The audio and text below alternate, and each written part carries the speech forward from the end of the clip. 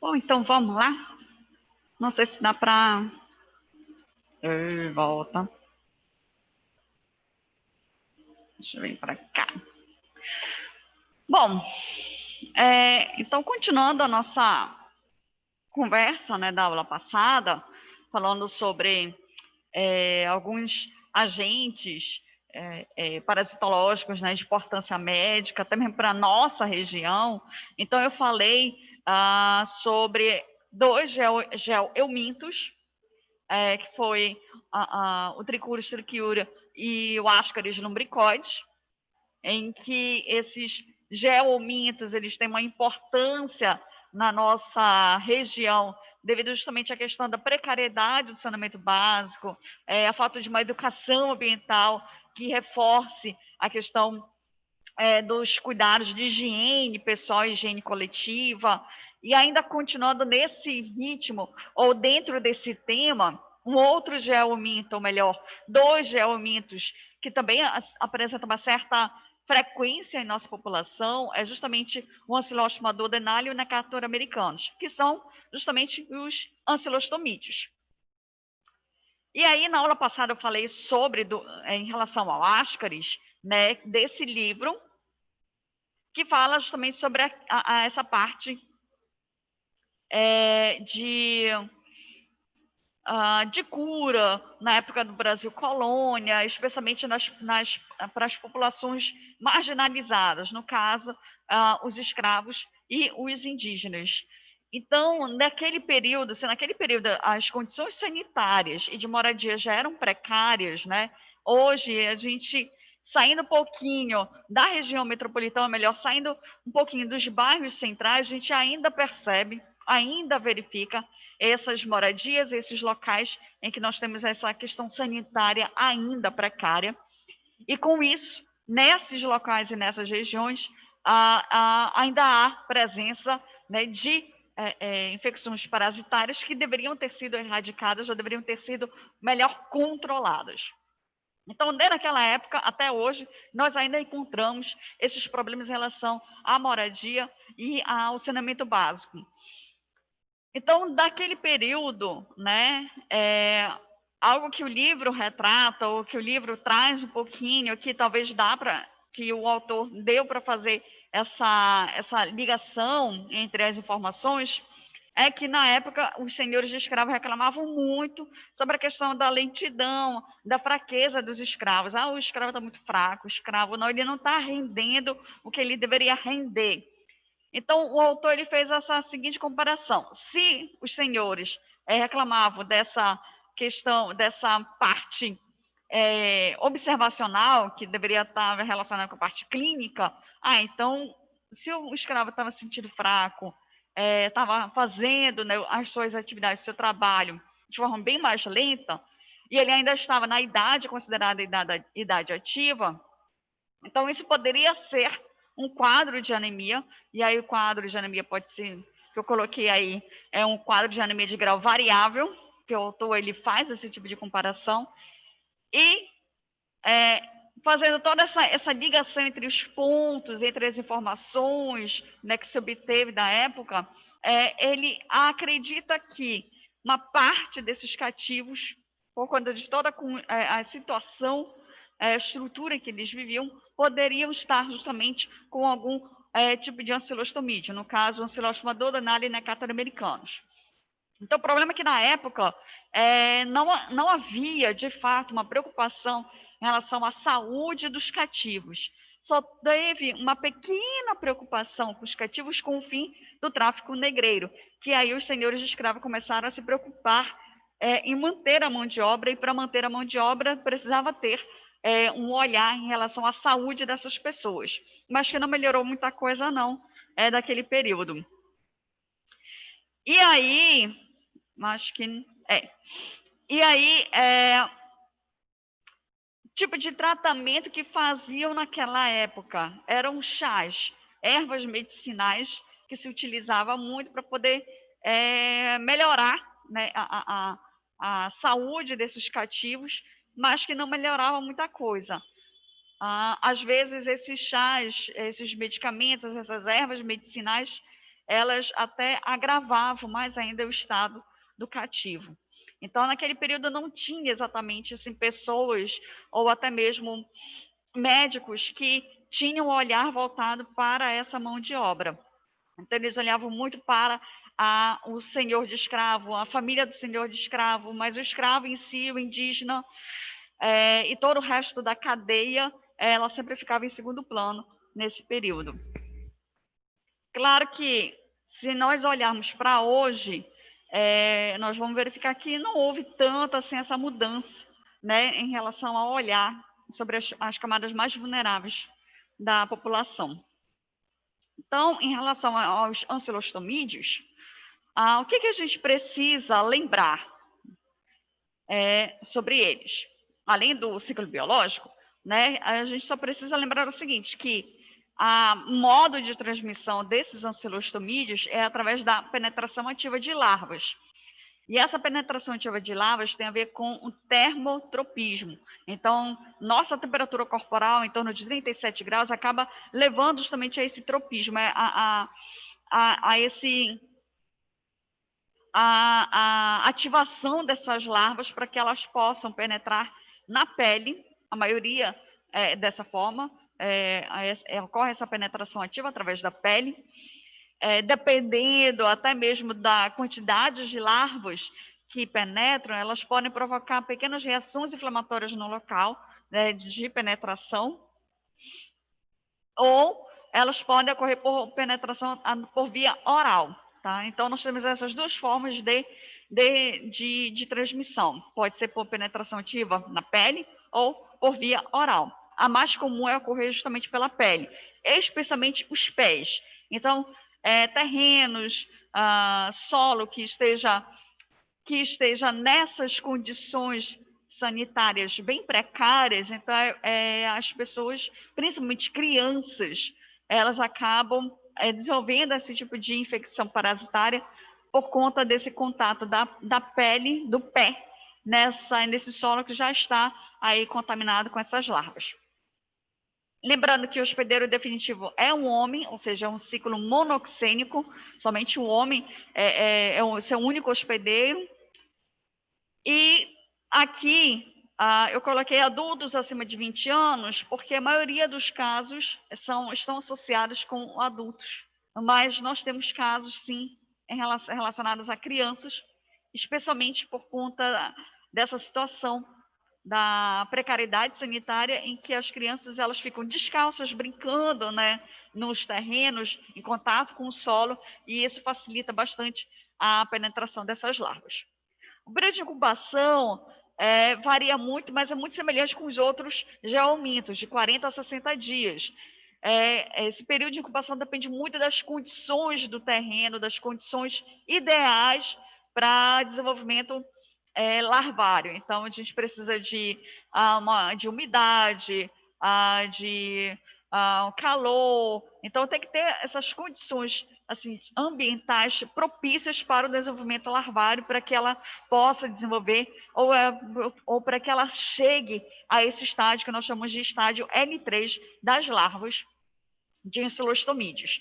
Tá? Então, aqui, dos ancilostomídeos, só o que eu preciso frisar ou separar as informações é que nós temos várias espécies de ancilostomídeos, só que as de interesse médico são somente essas duas, é a Ancilostoma dodenale e Necator americanos.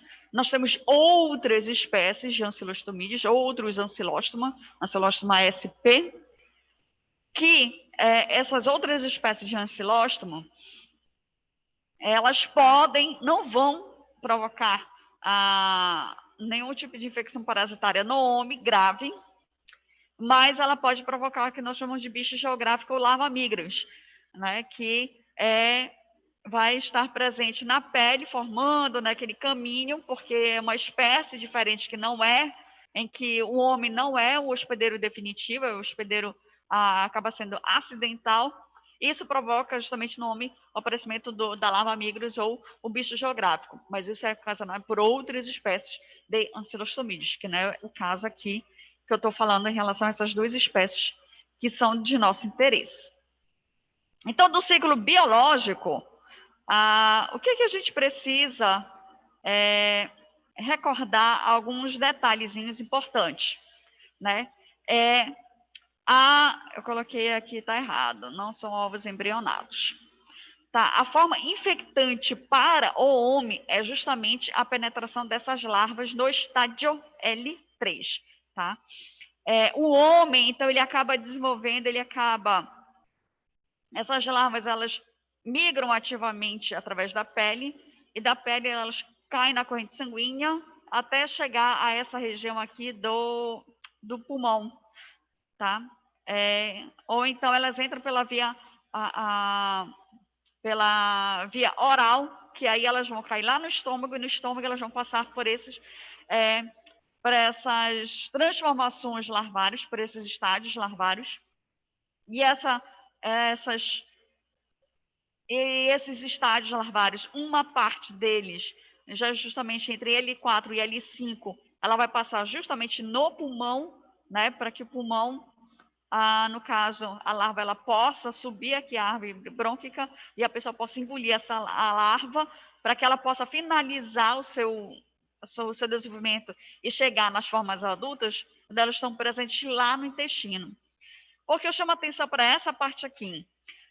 Tenho duas espécies, ou melhor, dois grupos, né, que se assemelham muito nessa parte, em relação ao ciclo biológico no homem, que é o Ascaris lumbricoides e os ancilostomídeos. Então, essas duas espécies, elas têm uma parte do seu desenvolvimento, uma parte de sua muda de larva, que ela passa justamente no pulmão. Assim como eu falei no Ascaris lumbricoides, que o paciente ele pode desenvolver a síndrome de Loeffler, aqui também eu posso observar nesses pacientes, dependendo da carga parasitária, eles também desenvolvendo a síndrome de Loeffler, pelo fato de que essas duas espécies, no seu ciclo biológico, elas apresentam justamente essa característica ou essa similaridade. Né? Uma parte do seu ciclo biológico, elas passam justamente no pulmão. Tá? Bom, e aqui uma vez que essas larvas chegam no intestino e se desenvolvem na forma adulta, a fêmea ela vai fazer a postura dos ovos, e esses ovos eles vão ser eliminados junto com as fezes, ainda não são ovos,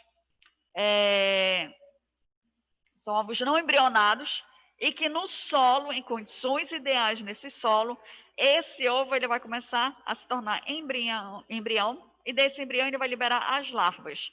E são essas larvas que vão passar por esses estádios, essas mudas, essas mudanças, de L1, L2, até se desenvolver na larva L3, que é a forma infectante para o homem.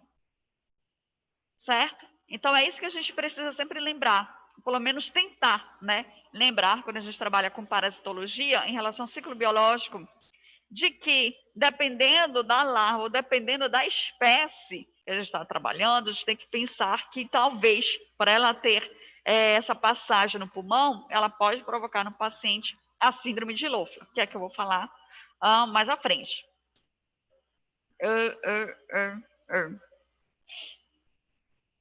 A CUI é para mostrar justamente para lembrá-los, né? A diferença entre essas espécies que tem a ver justamente com a presença desses dentes, ou lâminas, tá? O Ancylostoma duodenale ele apresenta dentes, e o Necartor americano ele apresenta lâminas para poder fazer a sua alimentação através do sangue. Então, com isso, né, o paciente ele começa a apresentar um quadro de anemia, que esse quadro de anemia pode ser um quadro variável. Mas para a gente poder fechar o diagnóstico, que é ou não é ancilostomídeo, aí, independente se qual é o tipo de espécie, só se eu fizer a pesquisa da presença dos vermes adultos, mas dá para a gente fazer a pesquisa através dos ovos, e os ovos têm essa característica muito bonitinha, que eu já vi, é lindo esse ovinho, vendo, é péssimo para paciente, né? Mas para a gente que está observando a gente, olha, ó, que lindinho esse ovo, né? Dá para reconhecer de longe o bichinho. Então, é muito bonitinho o ovo que a gente observa de ancilostomídeos. Tá? Então, uma vez que eu identifiquei a presença desse ovo, não tem nem como errar esse ovo. Uma vez que eu identifico esse ovo, então eu tenho que colocar lá no laudo do paciente presença de óvulos de ancilostomídeos. Só isso. Eu não posso nem dizer qual é o tipo de espécie, porque o ovo ele tem a mesma característica para as duas espécies. Então, eu só preciso colocar no laudo do paciente isso. Presença de ovos de ancilostomídeos. No caso, quando o médico pegar, né, o resultado, ele já passar um tratamento adequado para esse paciente, baseado na identificação morfológica do ovo, no caso, a presença do ovo nas fezes dessa pessoa que está apresentando uma sintomatologia semelhante, né, em relação dos ancilostomídeos. E falando em sintomatologia, os sintomas que o paciente apresenta, tudo depende da carga parasitária. Então, se o paciente tem uma baixa carga parasitária, então ele não pode apresentar nada. Ele pode ser um paciente assintomático. Porém, se ele tiver uma alta carga parasitária, dependendo dessa alta carga parasitária, ele pode ter um quadro de desconforto intestinal. E esse quadro de desconforto intestinal é quase parecido com o do Ascaris lumbricoides. Então, o paciente ele pode apresentar dor abdominal, ele pode ter um déficit nutricional muito grande, que aí a gente vai ver o quadro de anemia nesse paciente. Então, é algo, né, uma sintomatologia bem específica dos ancilostomídeos. Né? O médico ele precisa ter um olhar pensando nisso, pensando sobre as condições da moradia, ou se o paciente ele tem costume em viajar para locais em que não há umas condições sanitárias suficientes e tudo mais, para ele poder desconfiar que seja que seja justamente uma infecção por ancilostomídeos, ancilostomíase, que alguns colocam como doença-chave aí. E aí ele precisa passar alguns exames para a gente poder confirmar. Então ele vai passar com certeza hemograma para ver se realmente tem um quadro de anemia e vai passar o exame coprológico para a gente poder pesquisar a presença desses ovos, que eu vou falar sobre eles também. Então, geralmente, esses pacientes que apresentam ancilostomíase, né, eles têm alguns sintomas iniciais que também não são sintomas assim característicos do parasita. O paciente pode apresentar febre, suor, fraqueza, palidez, náuseas, tosse. Então, tudo depende, esses sintomas iniciais dependem justamente dessa carga parasitária. E aí, algo que se assemelha em relação à infecção por Ascaris lumbricoides é justamente pelo fato do ciclo biológico desse parasita ele passar no pulmão, então o paciente ele pode apresentar a síndrome de Loeffler, que tem as mesmas características em relação ao Ascaris lumbricoides. Então o paciente ele pode ter ânsia de vômito, febre, tosse, e aí o que vai nos chamar a atenção é a questão da eosinofilia. Então, vou ver uma grande quantidade de eosinófilos no sangue periférico desse paciente. Então, além do quadro de anemia, eu também vou observar a presença de eosinófilos. E a quantidade desses eosinófilos, ele pode ser tão grande que, morfologicamente, ele tem as características morfológicas de um eosinófilo, mas ele não é um eosinófilo característico. Então, ele pode ter mudanças em relação à sua apresentação. Que isso tem a ver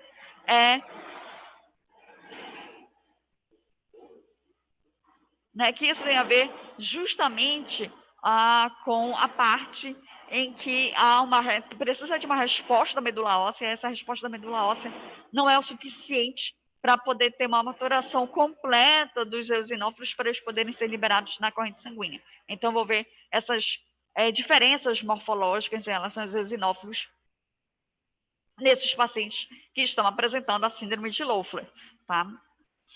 E aí eu vou ter que pesquisar, eu vou ter que confirmar se é ou não é essa síndrome de Loeffler, se o paciente ou se tem pedidos de exames coprológicos, que aí a gente precisa verificar a presença de ovos, se vai dar ou não positivo para a presença de ovos, para a gente poder fechar o diagnóstico desse paciente. Senão vai ficar aquela dúvida, será que realmente é a síndrome de Loeffler que eu estou vendo aqui ou não? E aí nós entramos na parte da cronicidade da doença. A doença entra na fase crônica? Entra. Nessa parte da fase crônica, nós podemos observar o seguinte: o paciente ele pode ter lesão cutânea. Essa lesão cutânea tem a ver justamente com a passagem ou a penetração ativa das larvas, ajeitando aqui, na pele. E isso também pode levar um quadro de hipersensibilidade no local. Então, o paciente ele pode ter uma reação alérgica devido a essa grande passagem ou essa grande penetração ativa de uma maciça dessas larvas. E, dependendo dessa quantidade de carga parasitária, o paciente pode apresentar inflamação no intestino. Se ele tiver muitos vermes adultos presentes lá no intestino, então ele vai ter vários pontos de inflamação, além do quadro de anemia, que vai estar num quadro de anemia muito mais grave para esse paciente, que é justamente entra nessa fase final, que é a perda de sangue, porque nós temos vários vermezinhos, né, grudados na parede do intestino, na mucosa do intestino, fazendo, né, fazendo sua alimentação através do sangue, e isso leva justamente uma perda de sangue, porque eu tenho vários animaizinhos com seus dentinhos, com suas lâminas grudadas na mucosa, que lindo, que vai levar essa perda e, dependendo dessa quantidade desses animais adultos, o paciente ele pode apresentar um quadro de anemia. Tá? E aí a gente entra na fase do diagnóstico. Bom, o que a gente precisa fazer em relação ao diagnóstico? Eu tenho o quê? Exame coprológico. Então, vou fazer o exame de fezes. Desse exame de fezes, eu tenho alguns métodos que eu posso estar utilizando para poder fazer a identificação. Eu posso estar fazendo um método direto, que é aquele que eu vou olhar o potinho, vou verificar e tal, como é que está a consistência, se tem algo diferente nas fezes, para poder analisar diretamente do potinho. E aí eu vou olhar no microscópio e vou ver se tem alguma diferença, ou se eu vou encontrar o ovo através do método direto, que eu vou pesquisar no método direto na solução salina, e eu vou pesquisar também pelo Lugol para ver se tem justamente a presença desses ovos. Se não deu em nada, aí eu posso utilizar outros métodos para poder melhorar a minha pesquisa. E aí eu posso utilizar a sedimentação espontânea, que é o método de Hofmann, né, que eu vou usar aquele cálice, pegar uma quantidade tal de fezes, diluir isso em água filtrada, e aí eu vou colocar na peneirazinha e naquele cálice para ele poder justamente concentrar a amostra fecal, filtrar essa amostra fecal, diminuir justamente a presença de restos alimentares, para que aí eu possa identificar a presença desses ovos. Não tem um método de Hofmann. Tudo bem, não faz mal. Tem o método de Fausch, que é um método de flutuação. Esse método de Fausch, ele é bom para a gente fazer a pesquisa de ovos leves. Os ovos de ancilostomídeos são considerados ovos leves. Então, por isso, dá para utilizar o método de Fausch para a gente poder fazer essa identificação. O método de Fausch, só para recapitular, né, relembrar, né, que eu vou utilizar também o cálice, mas aí eu vou utilizar a lâmina, que ela vai ficar encostada bem na boquinha do cálice, e aí eu vou fazer a diluição da amostra, e aí eu vou colocar com que a água ela fique quase que rente aqui a lâmina. E como o ovo ele é leve, então ele tende a flutuar, e aí a gente espera que ele fique grudadinho aqui na lâmina, para a gente poder observar isso aqui, a presença desses ovos. E eu ainda tenho o método de Cato, que eu vou utilizar uma solução corante, que é o verde malaquita. Ele é bom para a gente poder identificar também os ovos de ancilostomídeos, porém, ele não é tão utilizado na rotina diagnóstica. Então, a gente mais destina o método de Cato para a questão epidemiológica. Tanto que é o que eu falei na aula passada sobre as campanhas do Ministério da Saúde. Então, as campanhas foram baseadas justamente na utilização do método Cato, ou Cato-CATS, para poder fazer justamente esse rastreamento epidemiológico, para saber justamente como é que está a distribuição desses geoeumintos na população, justamente nas áreas mais vulneráveis. E aí eu entro na fase final, falando das geomintises, que é a questão do tratamento. Então, quando a gente junta esses geomintos, o que dá para fazer de tratamento? Segundo o Ministério da Saúde, dá para você utilizar o albendazol, que é um medicamento relativamente barato, e o Ministério da Saúde fala que é algo muito bom para ser utilizado, porque é uma dose única. Então, você toma um único comprimidinho, que é mastigável, para poder fazer justamente a eliminação tanto dos vermes adultos quanto das formas larvárias. E aí a gente só precisa fazer essa dose ou qualquer outro mítico que também tenha a mesma eficácia de dose única para poder fazer a eliminação desses gelmintos. Caso o paciente tenha algum tipo de hipersensibilidade ao medicamento ou à composição desses medicamentos, a outra opção é esse mebendazol. Só que diferente do outro, o paciente tem que fazer 3 vezes ao dia para poder ter a mesma eficácia do albendazol, que é de dose única. Medidas de prevenção e controle em relação às geoelmintíases. Eu coloquei aqui geomintos. Por quê? Nós precisamos fazer ainda o acompanhamento e o rastreamento da população exposta a esses geomintos, para poder justamente identificar e fazer o tratamento, seguindo as orientações dessa campanha, que é justamente para poder eliminar a presença desses geomintos. Mas aí eu tenho outros fatores que acabam afetando, né, de forma negativa a toda a ideia da campanha. Mas a campanha ela vem justamente uma equipe grande para fazer não só o tratamento, mas faz o rastreamento, então usa um método de CATO para poder confirmar a presença desses geomintos na população, principalmente a população na idade escolar, e vem com toda uma equipe para fazer não só o tratamento, a identificação, mas fazer o processo da educação em saúde para essas pessoas, além do saneamento básico, para poder melhorar o saneamento básico. Então, tem todo um conjunto, uma equipe, para falar a verdade, para poder justamente colocar essas medidas de prevenção e controle em prática, porque não adianta só fazer o tratamento, né?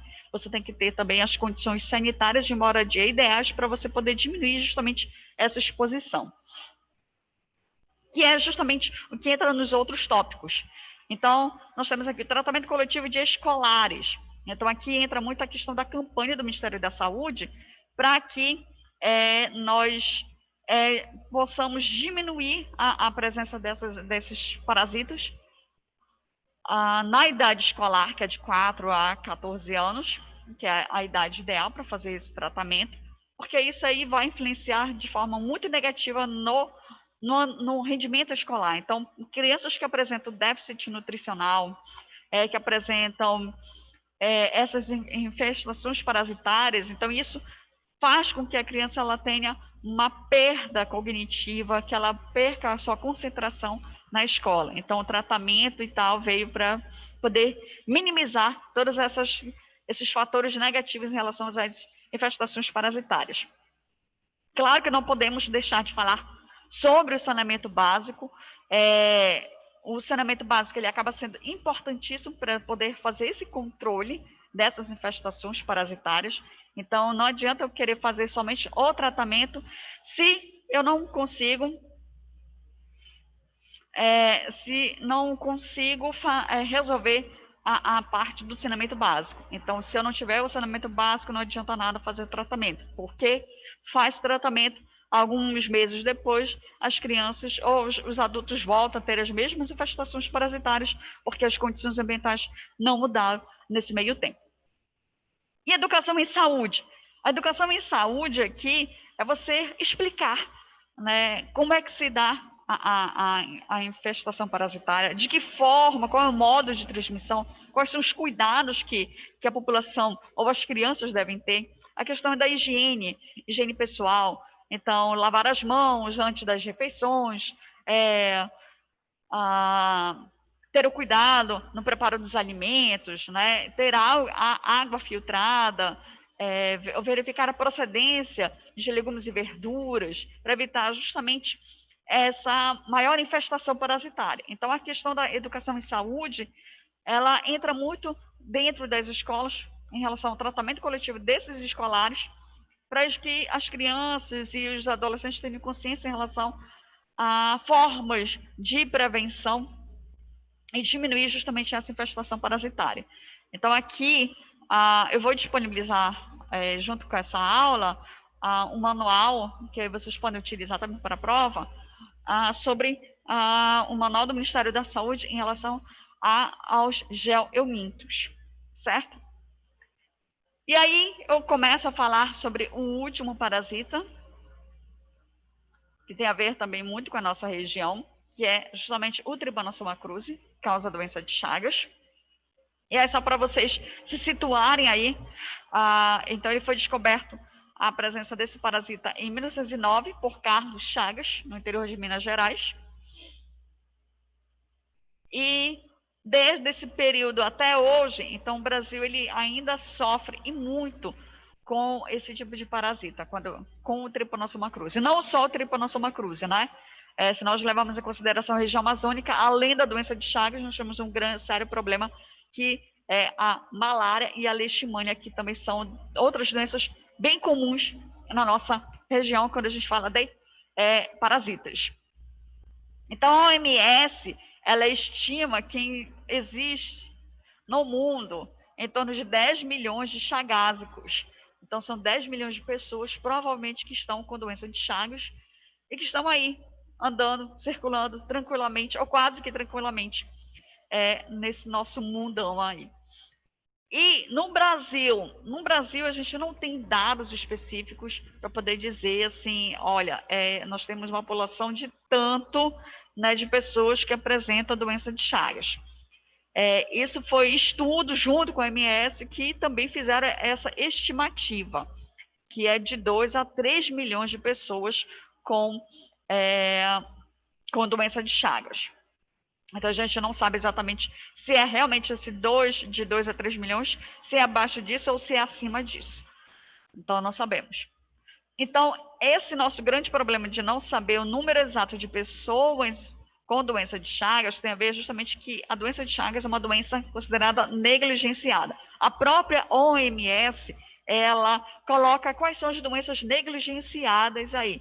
Negligenciadas é porque elas não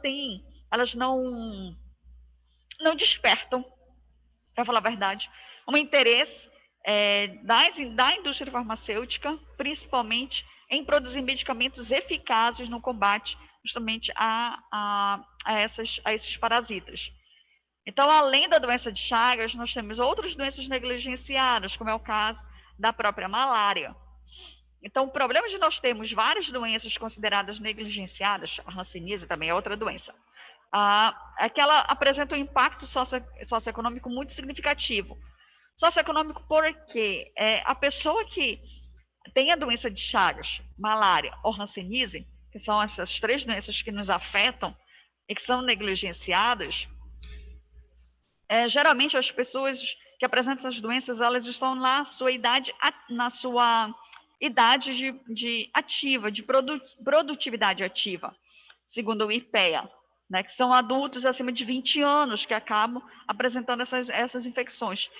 E isso acaba gerando um impacto econômico muito grande na economia, porque em vez da pessoa estar trabalhando de forma muito ativa, gerando renda, né, ela está em casa fazendo tratamento, afastada do trabalho para poder fazer o tratamento.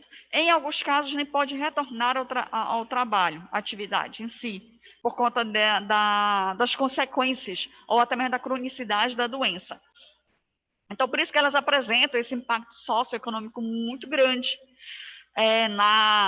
principalmente nos países das regiões tropicais, subtropicais, por onde realmente circulam esses parasitas, e precisava ter esse olhar um pouco mais humanizado para essas doenças, para essas pessoas, pois o tratamento, ela não muda muita coisa. Por exemplo, o que eu pesquisei, o que eu li sobre a malária e sobre a hanseníase, é que os medicamentos que são utilizados até hoje no tratamento dessas doenças são medicamentos que foram desenvolvidos na década de 1930, 1940, 1950, e não houve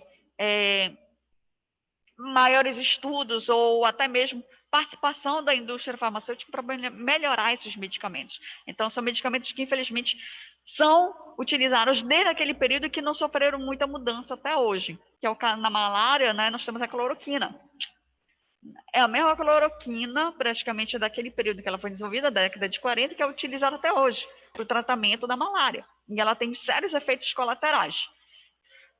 No tratamento da doença de Chagas, eu também tenho a mesma coisa. São medicamentos um pouco mais antigos, tem um, acho que mais novinho, que está chamando a atenção a questão da transmissão oral, do Trypanosoma cruzi. Então, melhorou um pouquinho, mas ainda é considerada uma doença negligenciada, porque não houve tantas mudanças significativas assim na forma de tratamento dessas doenças. Então, por isso que nós temos esse impacto socioeconômico significativo de forma negativa. Epidemiologia. O que eu preciso falar sobre a doença de Chagas? Nós temos a forma tradicional da doença de Chagas, né? A forma clássica, né? Que você segue lá o ciclo biológico, né? Através do barbeiro. No caso, a transmissão ocorre através das fezes contaminadas do barbeiro, em que a pessoa ela acaba coçando o local, coça, né? E aí o parasita acaba, o tripomastigoto acaba penetrando no local em que o barbeiro estava fazendo repasto sanguíneo. E aí a pessoa vai desenvolver justamente a fase aguda, a fase crônica da doença e tudo mais. Mas eu tenho um aumento muito grande em relação à transmissão oral. E isso tem a ver justamente com o consumo de açaí. Então, aqui, vira e mexe, nós temos, né, no noticiário local, fazendo justamente essa relação. Olha, teve, né, um surto de doença de Chagas por conta do consumo de açaí na cidade tal, e não sei o quê.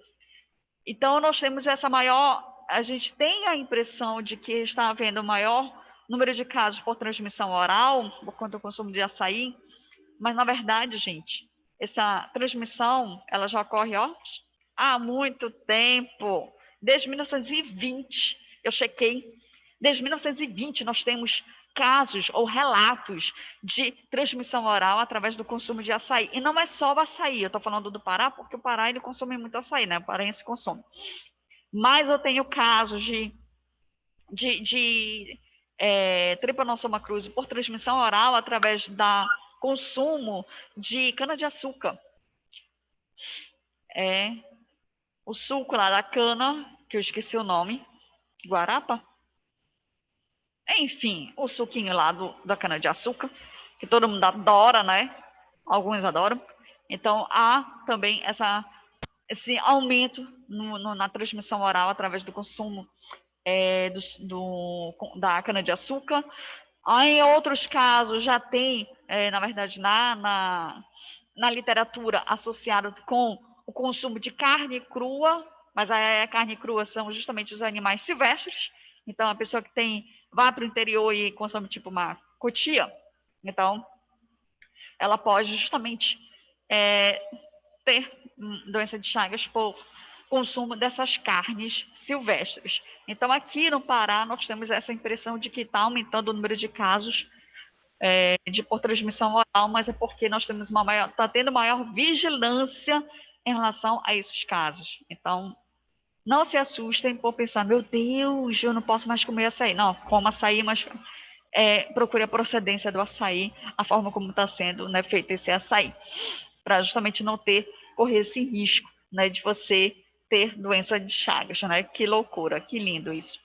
Então, essa é a impressão que nós temos, mas é porque nós temos maior vigilância e os casos estão sendo melhores relatados em relação à transmissão oral do que a forma clássica. A forma clássica ela tem decaído bastante o número de casos, mas, em contrapartida, o aumento da vigilância faz com que a gente tenha a impressão de que está tendo uma mudança no ciclo, né? Antes que era a forma clássica, agora está indo para a forma oral. Não, tem as duas coisas ocorrendo muito bem, só que agora nós temos uma melhor vigilância em relação à transmissão oral. Eu vou falar um pouquinho sobre isso também. Formas de transmissão. Aí, papai, é muita coisa, né? Observe aí que nós temos A forma clássica, que é a deposição das fezes contaminadas pelo vetor na pele lesada ou na mucosa. Transfusão sanguínea. Transmissão vertical, sim, existe transmissão vertical da doença de Chagas. Transplantes de órgãos, principalmente quando nós temos a forma mastigota que fica lá nos tecidos, aí você faz transplante de órgão, aí a pessoa está com a imunidade baixa, usando imunossupressores, aí a doença de Chagas surge que é uma beleza. Acidentes de laboratório, pode acontecer acidente, e transmissão oral através de alimentos contaminados. Então, nós temos todas essas formas de transmissão da doença de Chagas, diferente das geomintos, que é a ingestão de alimentos ou água contaminados, contendo os ovos, ou até mesmo solo, né, contaminado pelos ovos, que também faz a transmissão ativa. Então, diferente das geomintises, aqui eu tenho várias formas em que a pessoa ela pode desenvolver a doença de Chagas. Período de incubação, aí depende muito, tá? Eu tenho de 5 a 15 dias da fase aguda, então a pessoa tem o período da fase aguda, essa fase aguda a pessoa apresenta uma alta parasitemia, que é ótimo para a gente poder fazer o diagnóstico. E aí, passou esse período de fase aguda, ela está 30 dias, 40 dias, 50 dias, 60 dias, a taxa de parasitemia começa a decair, e aí os testes, eu preciso mudar a minha disponibilidade desses testes para poder identificar essas pessoas que estão apresentando doença de Chagas. E se a pessoa não for identificada no período de fase aguda, ela vai desenvolver daqui a 20, 30 anos, aí ela vai entrar na fase crônica da doença, que é justamente as lesões anatômicas, as alterações anatômicas observadas nessas pessoas. E o que é interessante que é o seguinte, eu fui pesquisar sobre diferenças entre o período de incubação da forma clássica da transmissão oral. E tem uma diferença muito grande em relação a essas duas formas. Na transmissão oral, eu coloquei de 2 a 22 dias. Mas o que é, professora, esse 2 a 22 dias? De 2 a 22 dias é quando a pessoa entra na fase aguda. E a fase crônica, professora, também demora esse tempo todo de 20 a 30 anos? Não, também é curtado.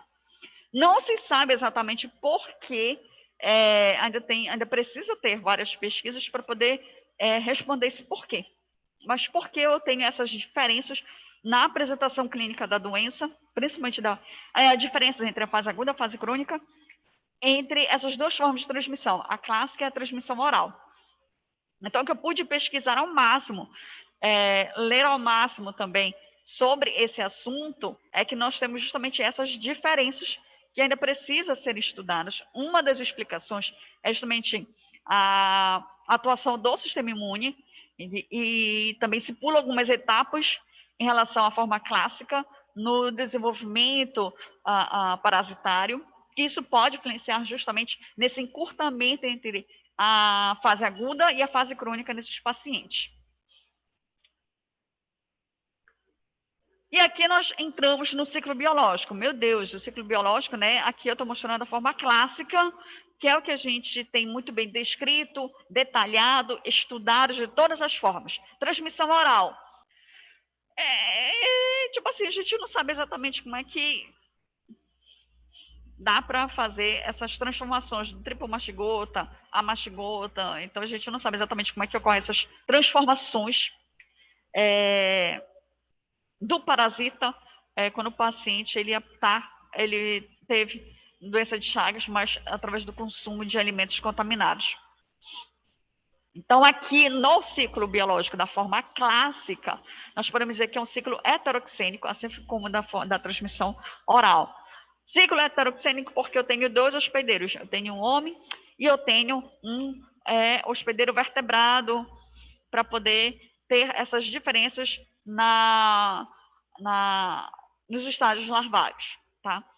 Então, aqui, o que é que eu quero só chamar a atenção em relação a esse ciclo biológico do Trypanosoma cruzi, é que a gente precisa lembrar o seguinte, nós temos justamente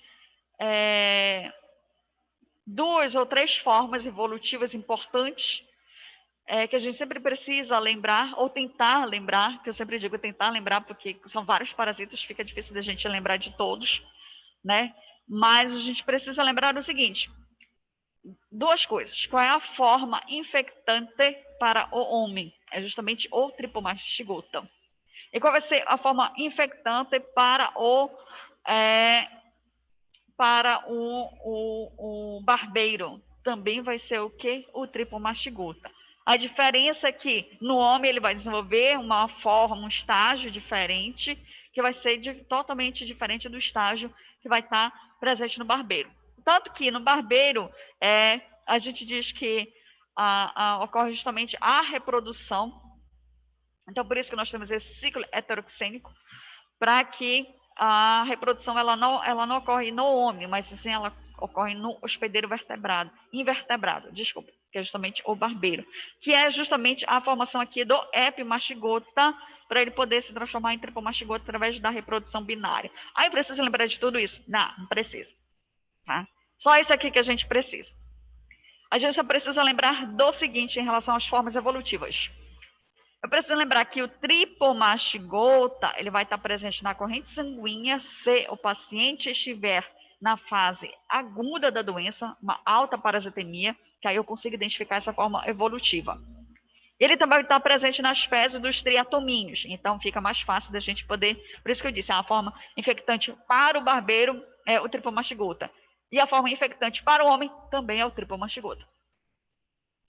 E aí nós temos uma forma intermediária dessa forma evolutiva, que é o epimastigota, em que eu vou observar a presença desse epimastigota somente e exclusivamente no intestino desses triatomíneos. E aí eu vou ver o amastigota presente lá nos tecidos de mamíferos. Então aqui eu posso encontrar esses amastigotas em diferentes tecidos, e aí eu tenho 3 tecidos em que há uma certa tropismo para esse amastigota, que vai ser justamente para ter o músculo cardíaco,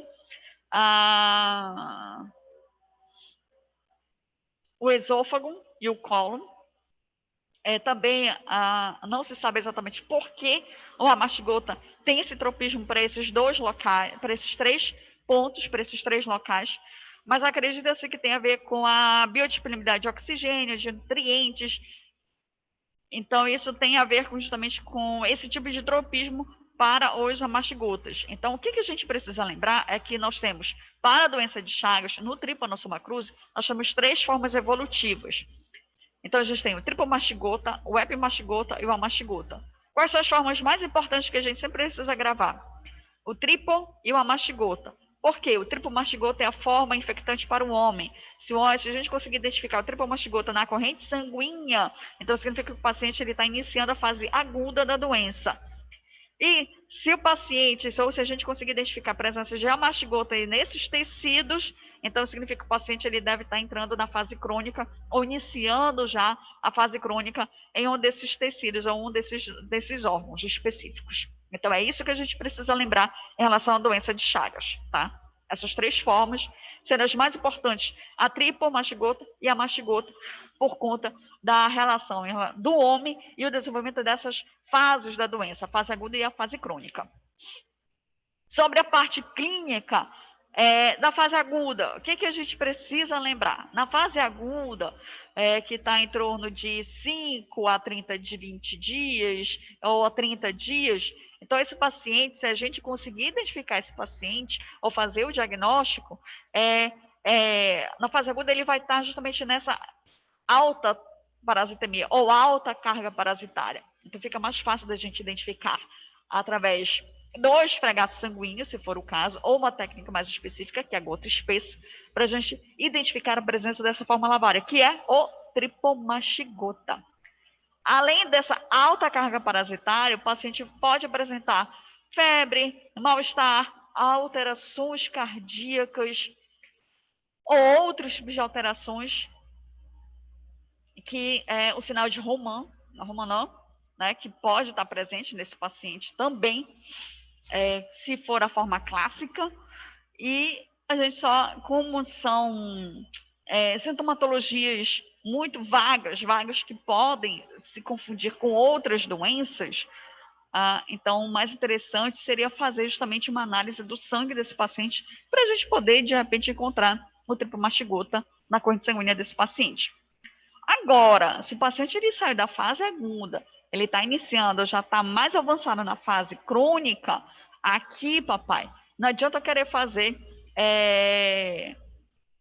diagnóstico através do sangue, porque eu não vou encontrar uma quantidade de parasitas suficiente na corrente sanguínea dessa pessoa. Então, ele vai estar com uma baixa parasitemia. Então, eu posso morrer fazendo vários esfregaços sanguíneos ou fazendo gota espessa que dificilmente eu vou encontrar um tripomastigota nessa técnica. Aí eu vou ter que utilizar outras técnicas, outras formas de diagnóstico para poder chegar à conclusão se o paciente já está ou não na fase crônica. Mas aí o que chama a atenção é que, como nós temos essas alterações, né, essas formas evolutivas, então nós vamos encontrar a mastigota nesses tecidos. Então, o paciente ele vai estar acompanhado de miocardite, por conta da presença dos amastigotas lá no tecido cardíaco, além de lesões nesses tecidos. Lesão cardíaca por conta da presença da mastigota, que leva a essas lesões, que é justamente o aumento anatômico dos órgãos afetados. Pode ser o coração, que pode ser o esôfago, ou pode ser o cólon, que são essas lesões que eu coloquei, cardíacas, esofagianas e entéricas, ou entéricas. Então, pode ser um desses 3 órgãos afetados aí, em que nós temos justamente essa alteração anatômica levado justamente pela presença dos amastigotas no tecido. Certo? E diagnóstico? Aí o diagnóstico eu tenho várias opções. Eu tenho a gota espessa ou esfregaço, eu coloquei pouca sensibilidade, porque eu recaio justamente no problema da parasitemia. Então, só para bater nessa tecla, então, um paciente que apresenta justamente, se ele está na fase aguda da doença, então eu vou conseguir identificar a presença do tripomastigota através do esfregaço sanguíneo, quando ele está realmente nessa alta carga parasitária, ou através da gota espessa, que é uma técnica mais específica para a gente poder utilizar para identificar esses parasitas sanguíneos. Mas ele é indicado somente para essa fase aguda da doença. Se ultrapassar essa fase aguda, perde a utilização, o emprego dessa técnica. Se perde totalmente, então eu não vou conseguir identificar a presença do tripomastigota. Aí eu posso utilizar o xenodiagnóstico. Há um tempo atrás, algumas décadas, o xenodiagnóstico era considerado, ainda é considerado, na verdade, um padrão ouro para a gente poder fazer a identificação. Só que aí, eu preciso de toda uma estrutura para poder fazer o xenodiagnóstico. Então, hoje o xenodiagnóstico ele é mais utilizado para laboratórios de pesquisa, laboratórios de referência no estudo da doença de Chagas. Então, a ideia aqui do xenodiagnóstico é justamente investigar a presença desses parasitas nas fezes ou no conteúdo intestinal dos insetos vetores que são mantidos no laboratório. Então, o laboratório mantém justamente os vetores barbeiro, lindo, maravilhoso, dá até agonia, porque a pessoa ela precisa colocar o braço numa caixa que está cheio desses barbeiros, desses vetores, e aí a gente tem que esperar justamente o paciente ficar quietinho com o bracinho lá para o barbeiro poder se alimentar do sangue desse paciente que provavelmente está com doença de Chagas, e aí a gente analisar o barbeiro ou as fezes do barbeiro para a gente poder encontrar essas formas parasitárias, o tripomastigota ou o epimastigota. E aí eu tenho um tempo para poder esperar justamente que ocorra toda essa fase do ciclo biológico no hospedeiro invertebrado. Que aí, se o paciente está na fase aguda, eu vou esperar de 10 a 30 dias para poder fazer a investigação e receber o diagnóstico, ou se o paciente estiver na fase crônica, de 30 a 60 dias. E aí, é válido fazer o xenodiagnóstico? Só é válido para fins de pesquisa mesmo, mas para a área laboratorial, para tratamento, fica muito difícil você utilizar esse diagnóstico, esse método diagnóstico para esse paciente. Fica muito difícil você manter mesmo isso. Agora que eu vi que tem um chatzinho aqui, rapaz.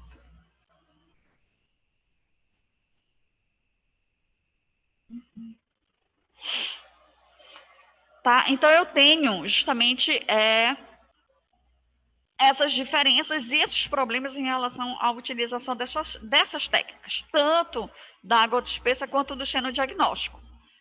Mas aí, ainda bem que eu tenho outras formas de fazer esse diagnóstico. Eu posso utilizar a hemocultura, posso, só que a hemocultura, eu recaio no mesmo problema em relação à utilização do esfregaço ou da gota espessa, porque eu preciso de sangue.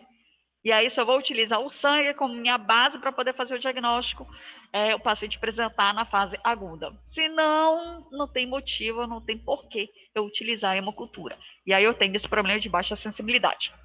Então, hoje, o que a gente pode utilizar como diagnóstico de fato para a doença de Chagas? A sorologia. É a melhor forma que eu tenho para poder identificar esses pacientes.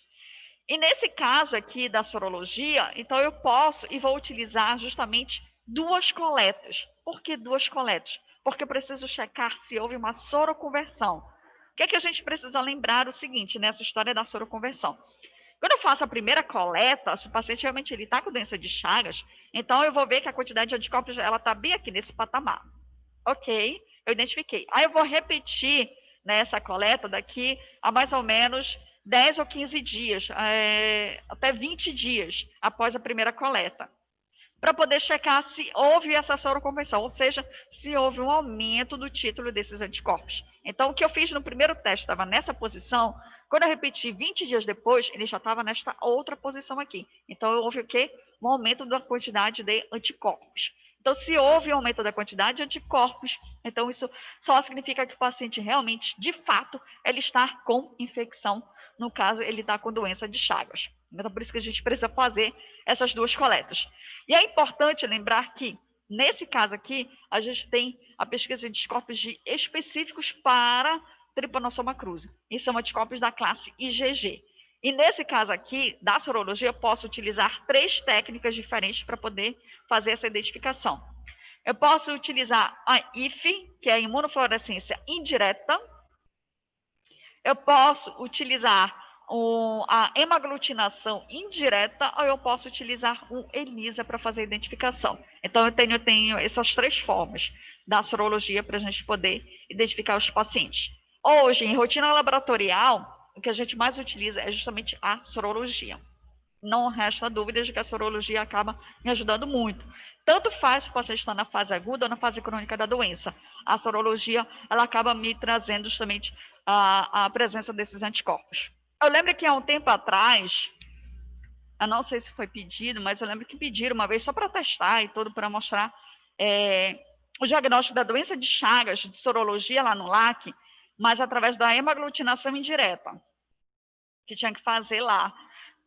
Pediram só uma vez para poder demonstrar como é que se faz o diagnóstico através desse tipo de técnica, tá?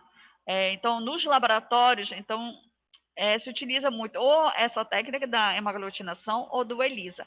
A imunofluorescência, isso depende muito assim do laboratório, então tem outros fatores que acabam sendo negativos na utilização dessa técnica, porque eu preciso de microscópio específico, eu preciso de pessoas muito bem treinadas para poder para fazer a identificação da fluorescência, senão isso acaba prejudicando o diagnóstico, que a pessoa pode fazer uma leitura errada, dizer que a pessoa está com doença de Chagas e na verdade não estava. Então, imunofluorescência, eu tenho esses pequenos detalhes que acabam sendo considerados como pontos negativos para poder utilizar isso numa rotina de laboratório. Então, os melhores são essas outras duas técnicas, uma aglutinação indireta e um ELISA.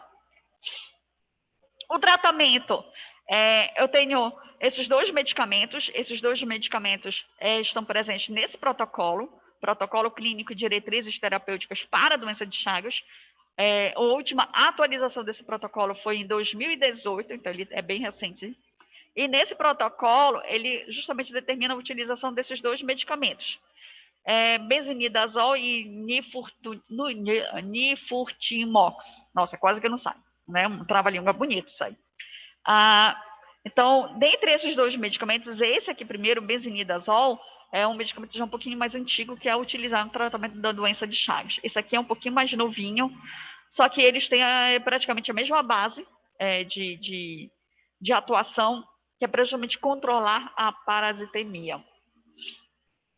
O paciente que ele está na fase crônica da doença, então a gente só precisa controlar justamente os amastigotas que estão presentes no tecido, porque as alterações anatômicas já ocorreram, então não tenho como alterar ou não tenho como controlar essa fase essa parte da fase crônica, que são essas alterações anatômicas.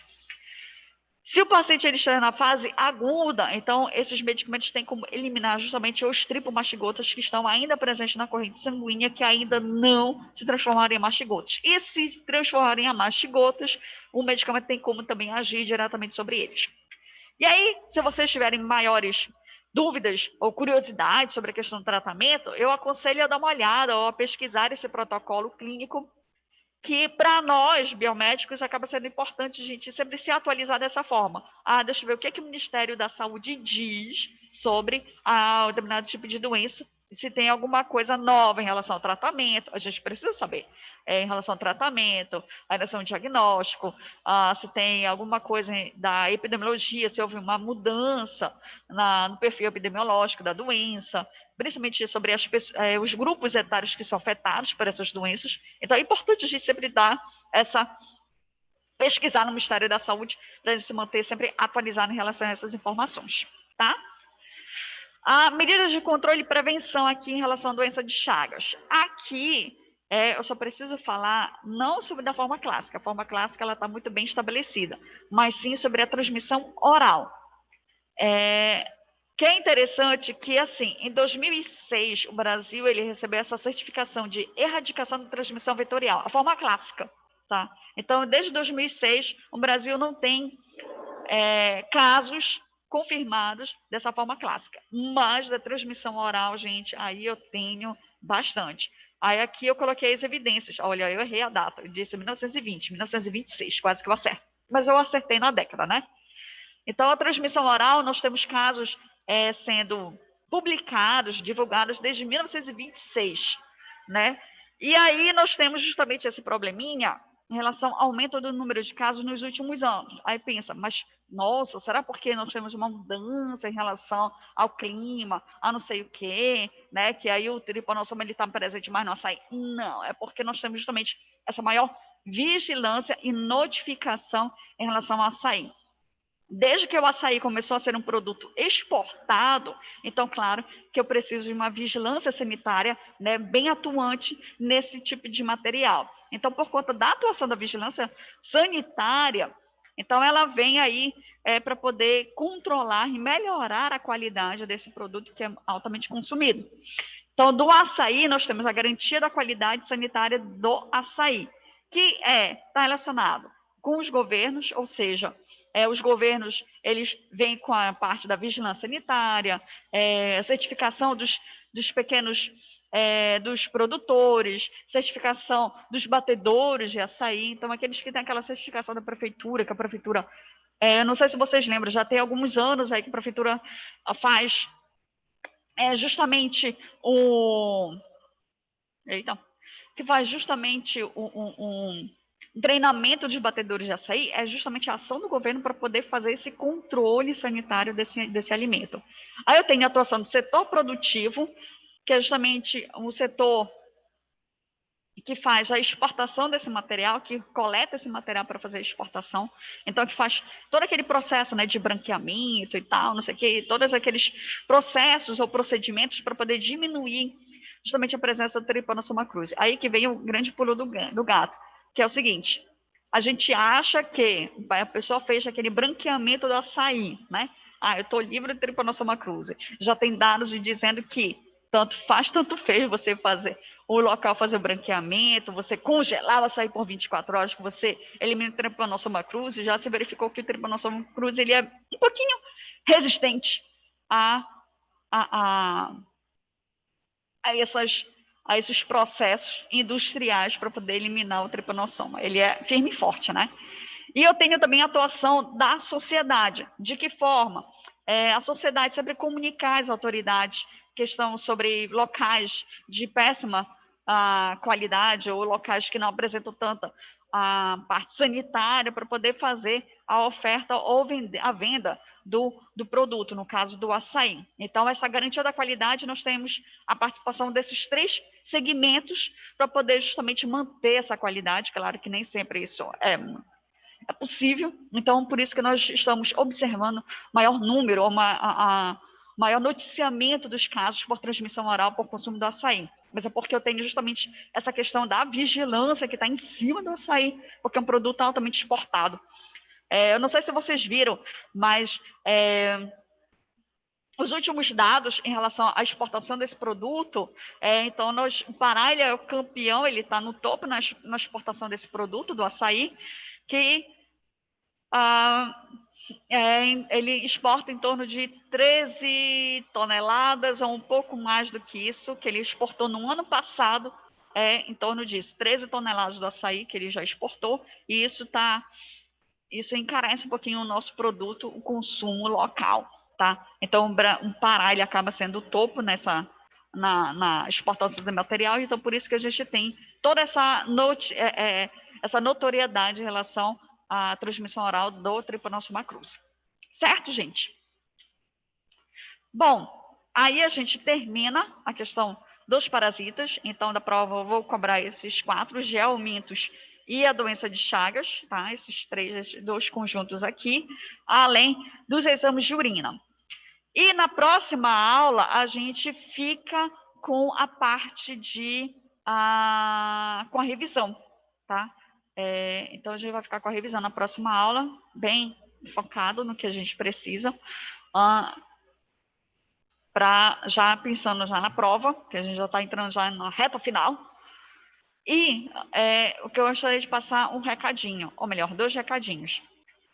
Primeiro, não esqueçam de fazer os relatórios, tá? Eu já comuniquei os preceptores para poder auxiliá-los em alguma coisa. Segundo recadinho, no mês de dezembro, o laboratório vai estar livre para vocês irem todos os números que vocês quiserem. Se quiserem morar no laboratório, podem morar no laboratório, que não tem problema. Porque a gente está entrando já na reta final do calendário, e aí o laboratório fica livre no mês de dezembro. Professora, como é que vai ficar o próximo semestre? Não sei. Professora, e aquela mensagem que a senhora mandou lá no grupo? Pois é, eu só estou querendo alertá-los que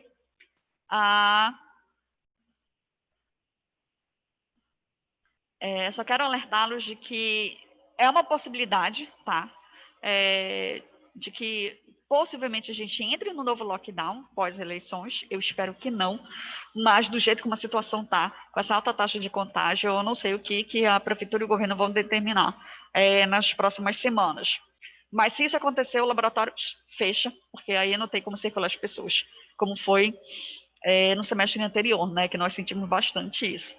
Então, vamos rezar para que as pessoas tenham consciência, né, que a doença não é uma brincadeira, para que ninguém saia prejudicado, especialmente vocês. Senão, eu vou ficar doida, como estou ainda esse semestre, para que vocês não tenham prejuízos no andamento do estágio, para que vocês possam concluir esse estágio na santa paz do Senhor. Tá? Bom, aí se vocês tiverem dúvidas, não esqueçam de falar, ou podem falar comigo no privado, que não tem problema, que eu vou responder a hora que der. Mas se vocês quiserem me mandar uma mensagem a partir das 11 da noite, podem ter certeza que eu vou respondendo imediatamente, que é o horário que a minha personal organizer vai dormir. Tá bom, gente? Bom, é isso. Beijinhos, tome cuidado e a gente se vê na próxima terça.